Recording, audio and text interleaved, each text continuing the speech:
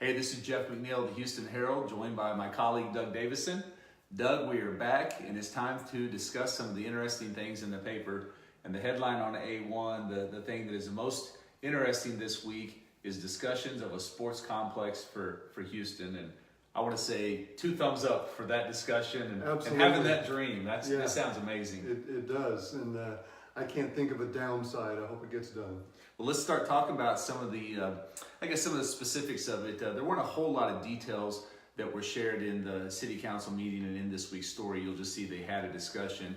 But there's all sorts of possibilities here, Doug. And I think the first thing I want to comment on and say is good for a group of people that are seeing things with vision, understanding that, yes, it's going to cost money, but anything that you invest in is going to cost money with the belief that it's going to draw people and have a long-term benefit. And so props to them for even having this idea and going after it. Absolutely. Like you said, vision and bringing people to the community, of course, brings dollars to the community. Right. So I don't know what all they're discussing. I've heard some things. I thought it'd be interesting for you and I to talk, Doug, about some things we would like to see. So if you were on this committee and money wasn't a factor, what types of things would you like to see at a complex? Basketball, because then you could have travel team tournaments. Right. Some kind of walking track, perhaps, and then maybe an indoor pool, and then certainly some sort of arrangement of ball fields outside. Right. Yeah, I've seen some cool setups where they have like the concessions and bathrooms in the middle and then 4 fields going off either side. That would be cool. And I know being in the Parks and Rec department, coaching ball teams and with the school and everything, field time is always a problem in Houston. There's just so many fields with, or so many teams with not enough fields to play on. And so that would be cool. Like you said, an arena for basketball, the ability to host districts, that would be great for our community. Absolutely. The ability to host a tournament, and there's no reason that Houston couldn't host a big tournament like Kabul does for Christmas. There's no reason other than we don't have the facility. That's the reason right now.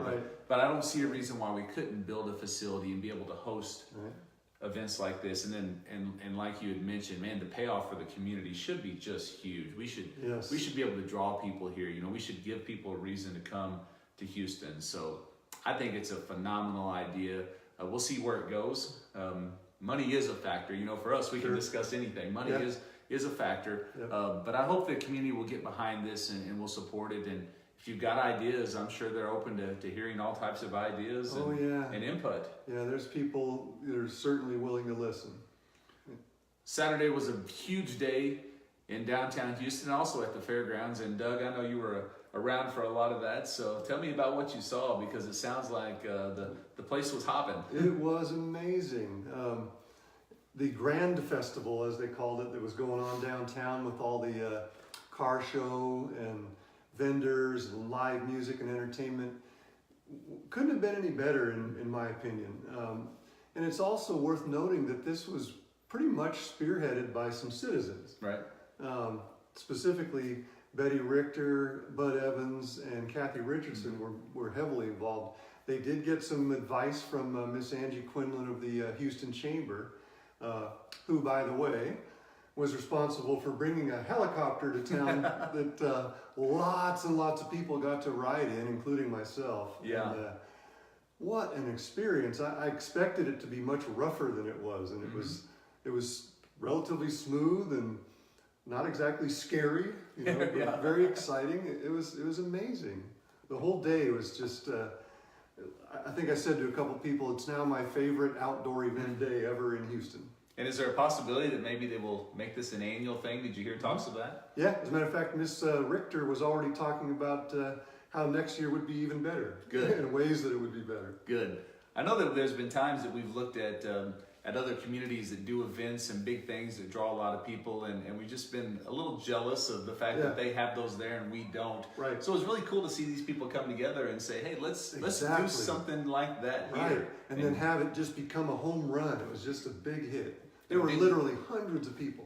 And it didn't cost you a ton of money. You could have participated and not spent anything if you would have liked to. And then, of course, there's option to spend money too. So it sounds like it was very well done, which was great to see. Yep. I mean, amen to that. It really was well thought out, and then executed very well. Something that is really neat that I want to discuss and give some props to, Doug, is the HHS tennis team. You know, in an era where athletic programs are fighting for success, the tennis team under the direction of Coach John Jordan is 9-4, just kind of out of nowhere, and just whipping some people too. Yeah. I mean, just having a lot of success. Who are these people? Who knew? Yeah. Who knew? So congratulations to those guys. You can read about that in this week's sports section. 9-4 on the season, and one cool thing, Doug, is they have several underclassmen on the team. So maybe we'll see a little season here where Houston is a tennis power. That'd be kind of cool. Envision a big crowd around the tennis courts. People everywhere. Yeah, you don't see many people. No. You see a lot of parents, and that's about it. Right. So maybe you should go check it out. Yeah, you never know. And this weekend is HHS graduation. We have a special section, 16 pages. A lot of work goes into it. There's a profile of every graduate that's graduating with the class of 2018. So you want to pick up a copy of this week's edition and see that. Of course, Doug's got a ton of photos from all the events on Saturday. You can read about tennis. You can read about the proposed sports complex. Lots of good stuff. And you know, Doug, I was on Facebook this weekend, and a lot of people were saying, why is there a helicopter keep flying around? And my answer to you would be, read your local newspaper, check out the Herald website, get connected and get informed. Yep. And just so you know, you may have another chance to ride in the thing if you didn't get the chance last weekend.